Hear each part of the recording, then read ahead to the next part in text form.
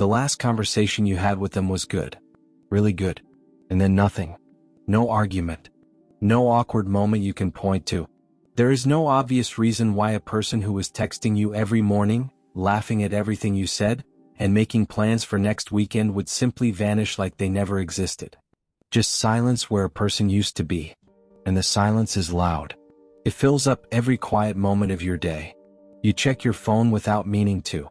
You replay the last few conversations looking for the thing you missed, the moment it shifted, the sentence that somehow scared them away. You find nothing, because there was nothing.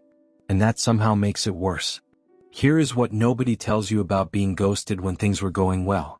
It has almost nothing to do with you. And by the time this is over, you are going to understand exactly what was actually happening inside that person, and why the disappearance says everything about them and almost nothing about your worth. There is a particular kind of pain that comes with this specific situation that is different from any other kind of rejection. When someone ghosts you after a bad date, it stings, but you can make peace with it. When someone ends things after a few weeks of things feeling off, it hurts, but there's a logic to it you can follow. But when someone ghosts you after things were genuinely good, after real conversations, after warmth and laughter, and a connection that felt mutual and alive, the pain doesn't come with any logic attached. And the human mind struggles enormously with pain it cannot explain. So it starts explaining it for itself. And the explanation it reaches for first is always the most brutal one. That you were too much. That you came on too strong even when you were sure you hadn't. That there was something about you, something they saw up close that they didn't like, something you can't identify but clearly must exist, that made them decide you weren't worth a simple goodbye. You've been carrying that story. Maybe for days.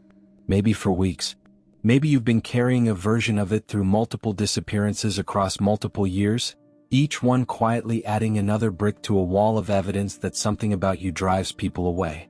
That story feels airtight. It feels like the only explanation that makes sense. But it is built entirely on the absence of information, and absence is not evidence. The silence they left behind is not a verdict on your value. It is a window into theirs. What you're feeling right now, that specific cocktail of confusion, self-doubt, and grief for something that never got a proper ending, that is one of the most disorienting emotional experiences modern dating produces. Researchers who study social rejection have found that being ignored activates the same neural pathways as physical pain. This is not you being oversensitive. Your brain is literally processing this the way it would process being hurt. The pain is real. The cause of it is just not what you think. The first reason someone ghosts when things are going well is the one that sounds the most backwards until you really understand it. They left because it was good. Not in spite of it. There is a psychological pattern called intimacy avoidance, and it shows up in people who have a specific kind of relationship history, usually one where getting close to someone eventually meant getting hurt. Maybe they had a parent who was loving and then suddenly absent. Maybe their last serious relationship ended without warning and rewired their nervous system to treat closeness as danger. Maybe they've never had a relationship model in their life that showed them what safe, consistent love actually looks like. For these people, the early stages of connection feel manageable. When things are light and casual and undefined, the emotional stakes feel low enough to stay present. They can enjoy you. They can be charmed by you. They can genuinely like you in a way that is real and not performed. But then something shifts. The connection deepens. The conversations get more honest. There's a moment, sometimes a specific one, sometimes just a gradual accumulation of closeness, where it stops feeling like something fun and starts feeling like something real. And real means vulnerable. And vulnerable means they could get hurt. And their nervous system, which has been trained by old wounds to treat that level of exposure as a threat, sends out an alarm. They don't always consciously register what's happening. They just suddenly feel restless, or suffocated by something they can't name, or inexplicably certain that something is wrong even when nothing is wrong. Psychologist Dr. Sue Johnson, who developed emotionally focused therapy, describes this as the protest behavior of an insecure attachment style, the instinct to create distance before someone else gets the chance to leave first. And so they go quiet. Not because you did something wrong. Because you did something right. You made them feel something real. And real was the one thing they weren't ready for. But intimacy avoidance is only one piece of this. Because some people who ghost aren't afraid of closeness at all, they're afraid of something else entirely. And that's where it gets even more interesting. The second reason is harder to spot from the outside because it has nothing to do with how things were going between the two of you. It has everything to do with what was already happening inside them before you ever appeared. Some people enter dating, especially app-based dating, while carrying something unfinished. An ex they're not fully over. A version of themselves they haven't quite grieved. A life situation that is unstable or in transition in ways they may not have been fully honest about, or fully honest with themselves about. And for a while, connecting with someone new feels like progress. Feels like moving forward. It feels like proof that they're okay. But feelings don't follow intention. And at some point, usually right around the time a new connection starts to feel genuinely promising, the unfinished thing resurfaces. The old feelings come back louder. The internal instability they thought they had managed starts showing through the cracks. And suddenly the person standing in front of them, or on the other end of the phone, stops feeling like a new beginning and starts feeling like pressure they aren't equipped to handle. There's a concept in psychology called emotional availability, and it describes the degree to which a person is actually present and capable of investing in a new connection. Not just willing to, but genuinely able to. A lot of people believe they are emotionally available because they want to be. Because they're tired of being alone. Because they genuinely liked you. But wanting to be available and actually being available are two completely different things. The person who ghosted you may have liked you completely sincerely. The warmth you felt from them was probably real. The connection was probably real. But at the moment things started requiring more of them, more presence, more consistency, more showing up, they discovered a gap between who they wanted to be in a relationship and who they actually were right now. And instead of being honest about that gap, they disappeared into it. That disappearance is a failure of courage and communication. It is not a reflection of your desirability or your worth. And there is a third reason this happens that is perhaps the most uncomfortable of all, because it's the one that's most common and least talked about. The third reason is this.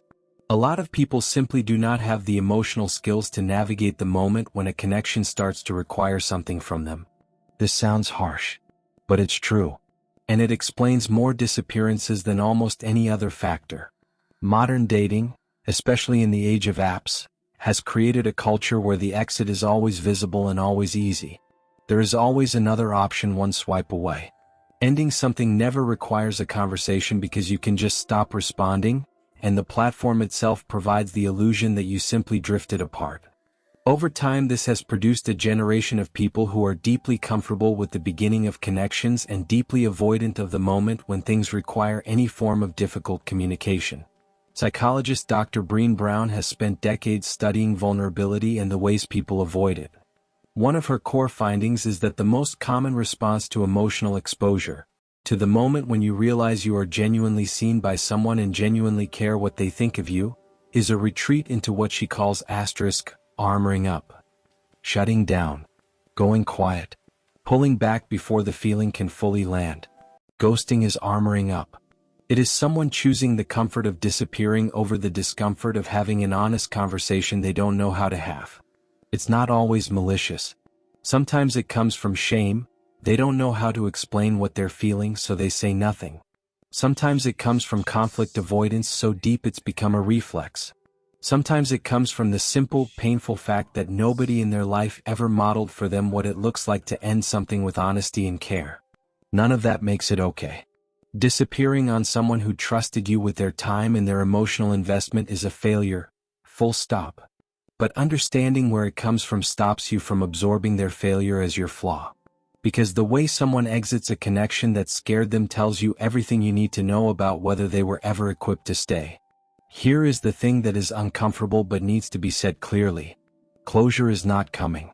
And waiting for it is costing you something you cannot get back. The explanation you've been waiting for, the message that finally makes sense of everything, the honest conversation where they tell you what really happened, the moment where it all clicks and the pain finally has somewhere to go, that moment is almost certainly not coming. And even when it does come, even in the rare cases where someone circles back with an explanation, it almost never gives you what you were actually looking for. Because what you're looking for isn't really an explanation. It's relief from the self-doubt. It's someone telling you that you were enough. It's the feeling of the wound closing. And that relief cannot come from the person who caused the wound. It can only come from you. Here is the other hard truth.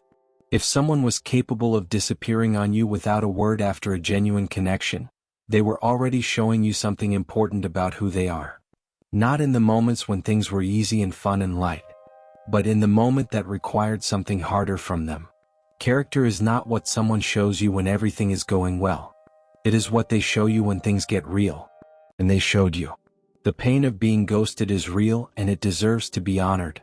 But staying in the waiting, checking their profile, replaying conversations, keeping the door of hope slightly open just in case, that is not honoring the pain. That is feeding it. And you deserve more than a story that keeps you frozen in the last chapter someone else wrote. Here is what actually helps move through this. The first thing is to make a deliberate decision to stop looking for evidence. Stop checking their profile. Stop rereading old messages looking for clues. Stop asking mutual connections if they know anything. Every time you go looking, you are sending your brain the signal that the answer is out there and you just haven't found it yet. The answer is not out there. The answer is that someone who lacked the courage or the capacity to show up honestly disappeared. That is the whole story. Let your brain stop searching for a chapter that doesn't exist. The second thing is to grieve it properly, which means actually feeling it instead of intellectualizing it. A lot of people who have been ghosted spend so much energy analyzing what happened that they never actually sit with the sadness of it. The sadness is legitimate. You connected with someone. You allowed yourself to hope. That hope got cut off without warning or explanation. That is a real loss and it deserves real grief, not just analysis. Give yourself permission to be sad about it without immediately trying to figure it out. The third thing is to get honest about the story you've been attaching to it. Write it down, the things you've been telling yourself since the disappearance. The beliefs about yourself that have gotten louder since it happened. Then ask yourself one question about each one. Is this actually evidence about me, or is this the sound of someone else's unresolved issues landing on my self-perception? You will find that almost every painful belief you've absorbed from this situation belongs to them, not you. The fourth thing is to let the standard shift. Being ghosted after a genuine connection is information. It tells you what someone is capable of when things require more from them than they were prepared to give. Use that information going forward, not to become guarded or cynical, but to stay attuned to how people handle discomfort early on.